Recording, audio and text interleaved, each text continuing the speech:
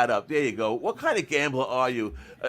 In other words, are you gambling on poker? Are you betting on slot machines? Are you betting on craps? Are you betting on sports? You betting lottery tickets? I mean, are you just like an all-purpose gambler, just gambling on everything, or are you trying to hone in on one thing, trying to get better at say poker, not even sports betting, say poker. Are you devoting enough time to that to become good at that part of gambling? And I think that's a big part of it.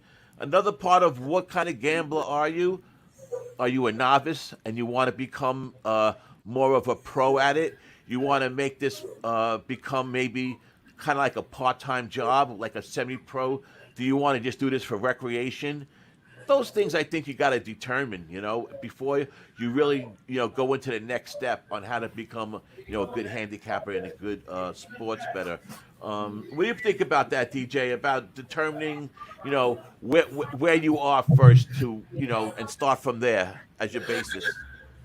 Well, throughout my journey through sports betting, you really first thing you have to do. If anyone comes to me and say, "Hey, man, I seen you on TV," or I know you do this or whatever, first thing I'm gonna ask you is, well, what is your intentions here? What is your motive? Before I even know your bankroll or whatever, because what your motive is gonna determine everything else. How much your bankroll should be, so forth and so on. So I kind of categorize them to a few betters.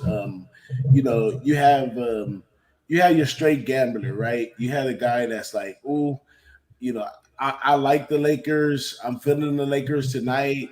I'm gonna take the Lakers tonight. I feel it." And they go play that. Or some of those guys win by fading teams. Like, nah, I just don't think they're gonna do it. I'm gonna put the money on the plus side and win. And that's just your basic gambler.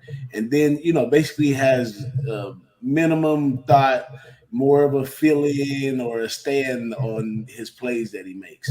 Then next, you have a better, and a better is somebody who's at the beginning stages of realizing all the different type of bets and all the different angles that you can, knowing when to apply a parlay, when to take a straight. A better kind of understands the value part of sports betting. Because let's say any person who does stocks and stuff like that could switch right over and be a better, because they can weigh the numbers, they can watch the lines move, they can do all those type of things, and play and make a play and make an educated play. Which there's nothing wrong with an educated play, for whatever edge that you have in the game. And then finally, you have well, what I consider myself a capper, or I consider Don Ricci a capper.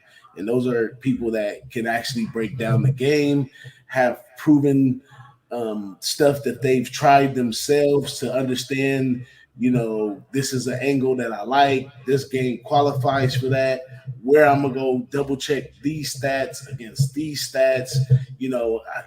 All of those different measures and methods that you have to fine tuning an educated guess. Because at the end of the day, it's a 50-50 bet, no matter how you look at it, as a better, a gambler, or a capper. You're either on the right side or the wrong side. So those are how I kind of define them. And once you can say, "Hey, well, this is what I'm here for," or whatever, then you got your investor as well. Don't forget about your investor. Like, you have people straight out of a law firm or something that, if you guys don't know, if you put your money in a great bank and had a good percentage, you may get 7 or 10% on your money. And, it's pretty capped right there. Well, if you take, you know, minus 300 and it continues to win at the right times, you can take the same money and accumulate more money over time by taking less risk for more profit, and more on the investment level. Those are usually not long term. Those are usually, sometimes some guys put big money behind that and do it real fast. You got Matches Mac out there and stuff like that who's looking for those Right, type of right, right. spots. But Exactly. that's how I see it. Yeah. And a lot of times, listen, your bankroll is going to determine what kind of gambler you are.